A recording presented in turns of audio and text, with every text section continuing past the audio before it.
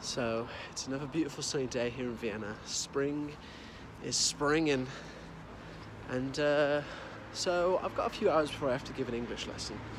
So usually what I do is if I have a couple of hours and I can't really go too far or very long, I usually go to this little spot. It's usually about a 20-minute walk from my house, and you got to walk into the 18th district from where I live in the 9th. So yeah, well, I'll show you when I'm there.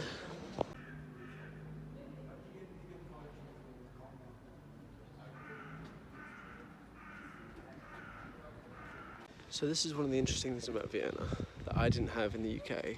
So right here is a park specifically for dogs. So you can see and it's all filled with that tree bark, soft tree bark material at the base. Hopefully not too close to my face there, apologies. But yeah, they've got those over the city, you know, in the centre, in the city centre as well. It's just a place where you can go and walk your dogs, and you know, it's all right to crap there and all that stuff. Oh, crap, what a rude word.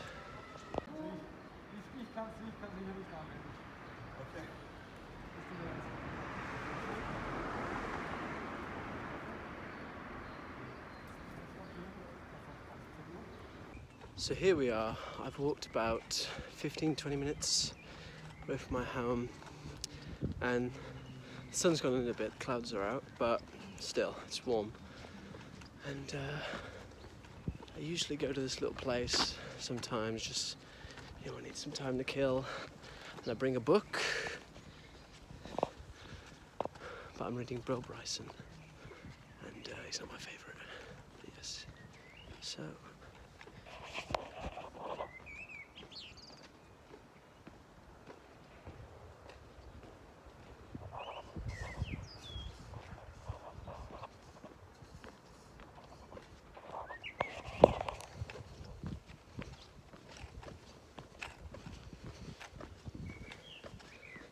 some people might ask why I come to quite a large cemetery, actually, if you can, you know, to those who say it's disrespectful, yeah, you might have a point actually, but still. But I sit on this little bench and I just sit down and I read my book, because actually, maybe not so much here, but you can, when I move over to the next spot, because there's a spot kind of over in that direction where you can see like the whole skyline of Vienna, and it's just spirals of cathedrals, and it's, but yeah, I'm going to read a bit of my book and then I'll show you.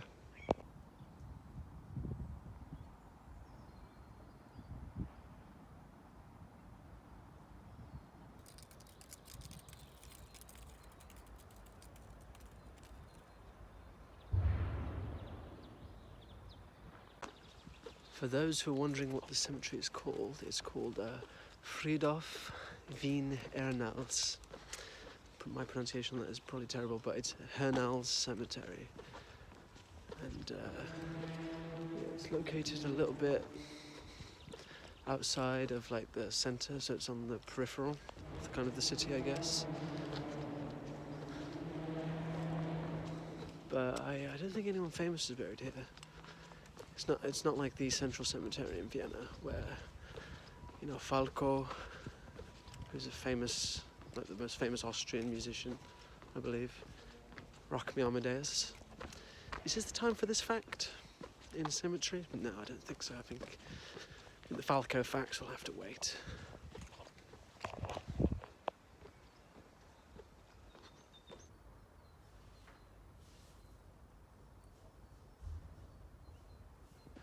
I'm just looking at this headstone here, and as you can see, it has the photograph, Ansia Mutti.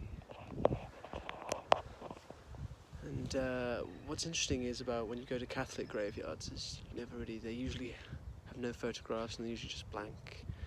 And you know, like the one next to it, Helena Prisching. And what's different about usually when people post photographs on their gravestones, it's usually because they're from the Greek or Russian Orthodox faith, and especially in Greek Orthodox faith, I've seen it. If you go to any cemetery in Greece and saw the photographs, but I always think it's a nicer way of doing things, because it's not just some name on a stone. You can gives it a bit more humanity to it.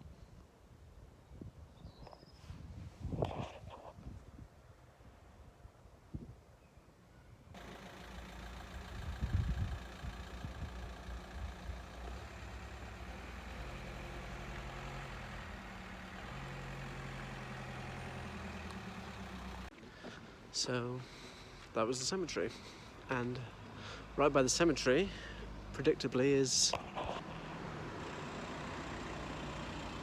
a nice lovely church. Let's go inside and I can tell you some historical facts.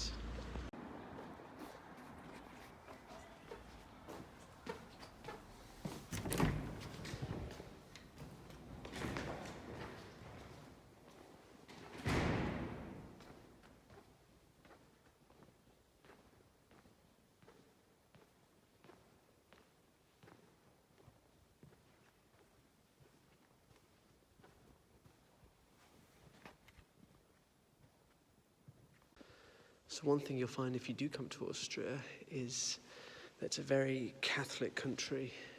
Maybe not in its kind of people, because like a lot of Europe, religion is kind of going down, but just in its institutions and its history, so there's churches absolutely everywhere, and this is quite a modern one, I think, but, the Holy Roman Empire, which Austria was a part of,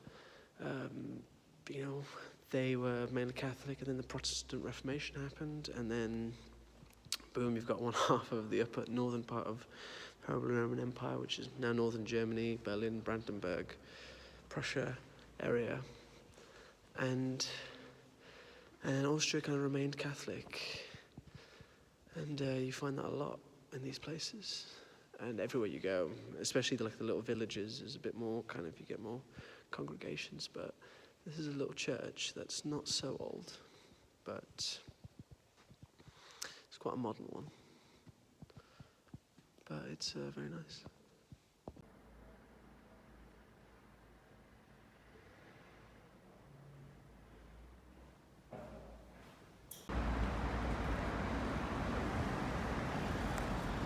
So these are city bikes, and people usually, and I usually get them just because you just flash your card, pick them up, and then you drop them off when you're done.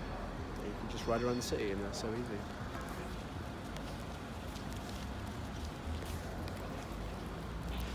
And the first hour is free, and then you're going to pay €1 for every hour, so it's really cheap as well. Number 17. There you are.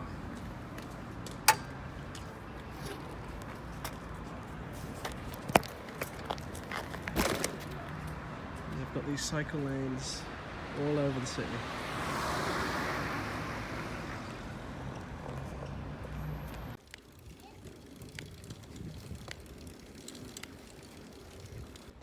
Now I've just stopped here randomly because the one thing about Vienna is that it's got a lot of famous for its architecture, Baroque style, and all that kind of thing. But everywhere you look, it's like beiges or whites, or very kind of muted color palette, or neutral, should I say? And it makes it great in the summer because it just reflects the light so much more. But in the winter, it makes everything kind of look very grey and all that thing. So, I'm just glad it's spring, that's all I can say.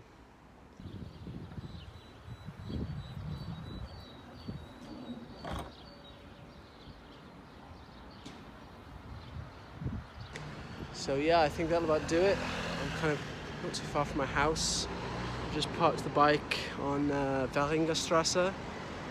Please, if there's any German speakers watching this, don't troll me too hard, my goodness. But, so I'm going to end it here. But if anyone would like to hear anything, see more places I go in Vienna, or if anyone has any questions about Vienna or Austria in general, I am probably not the guy to ask, but comment, like, subscribe, do it, and do it now. No, anyway, thank you. That'll do it from me. Bye.